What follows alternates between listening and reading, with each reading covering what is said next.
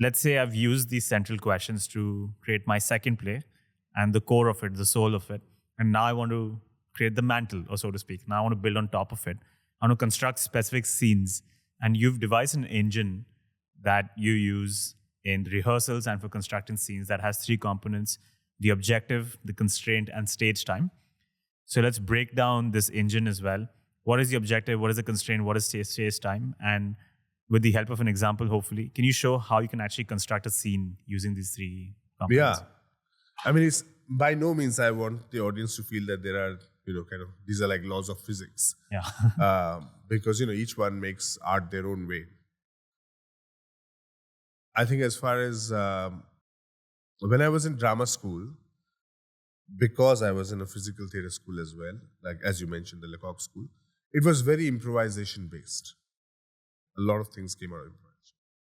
So I was trying to find some kind of way in which I could enter a rehearsal space and create conditions in which good improvisations could happen, right?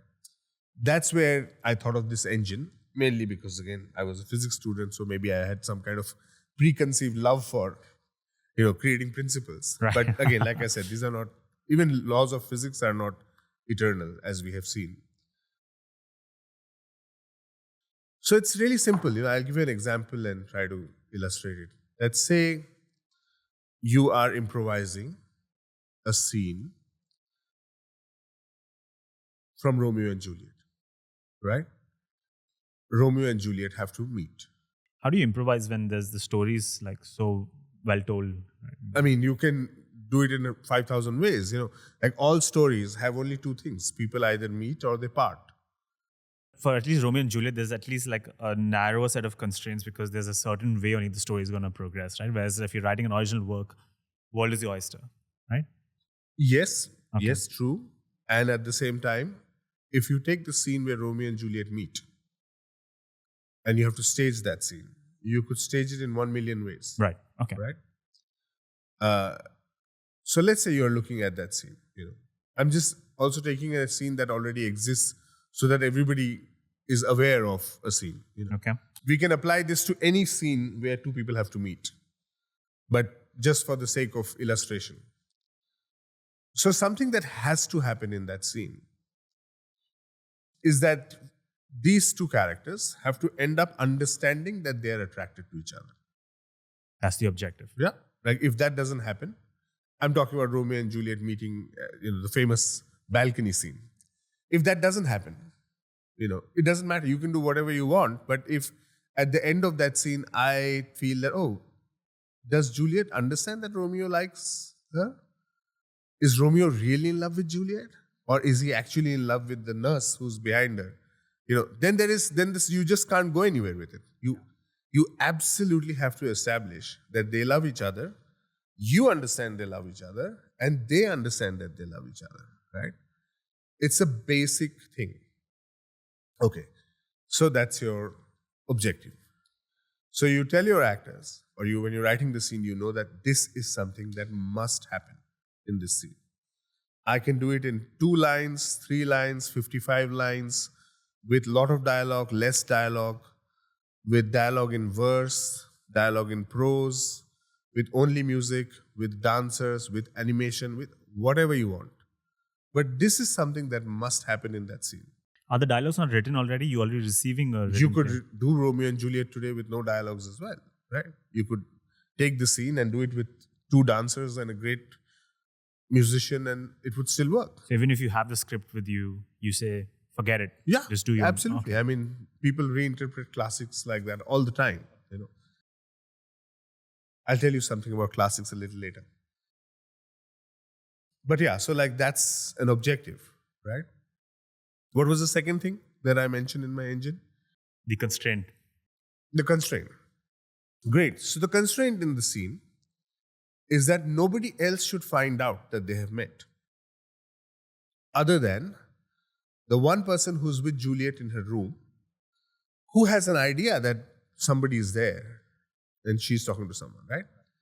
So now, immediately you have a very playful scenario where nobody else should find out. So it's not a public, it is often great scenes are those where private things happen in public spaces and public things happen in private spaces, right? So you have to have the most intimate conversation, but they are not in a bedroom. They're not in their living room. They are actually, this guy is standing downstairs and she's at the balcony, but they have to have, you automatically have a constraint, right? Or a couple which is in their bedroom, but actually they're arguing about caste. And they can no longer have a private conversation.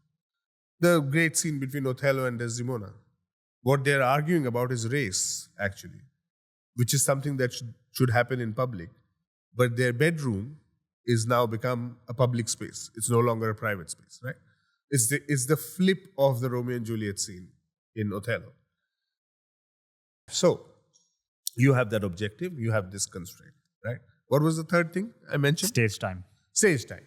So you have some kind of notion of how long this should last, right? Should this last for 10 minutes, 5 minutes? Is this the whole show? Do I have a 1 hour play in which only Romeo and Juliet meet? And that's the whole play.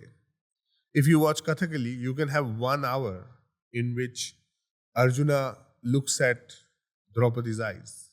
That could be an hour and it's riveting. You cannot take your eyes off. Bharatanatyam, smelling of flowers. Flower can be, exactly. Bharatanatyam is a great example of that. Kabuki, no. A lot of Asian forms are about expanding time. Right, not compression. And a lot of Western forms are about compressing time. Right? I mean, it's like a classic difference in some sense.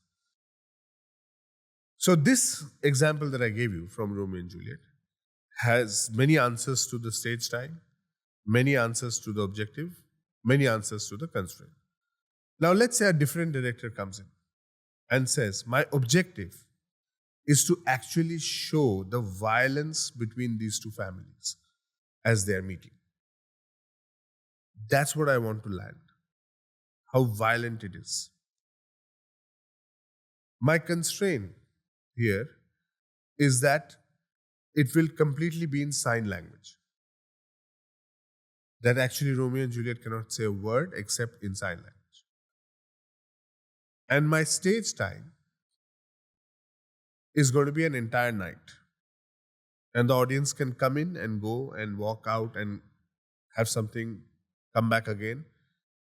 The show is going to be about how difficult it is for two people to meet when the world is at war.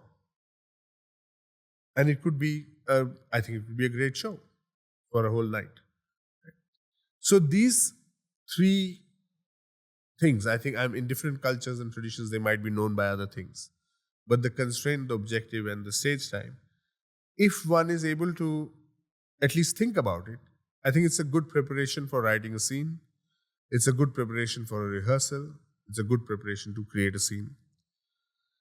Keeping in mind that one has to be open to what happens while you're writing and what happens when you're rehearsing. This is good for us to get started.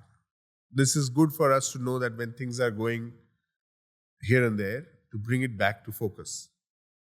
But creativity is about the accidents that happen while you're making something.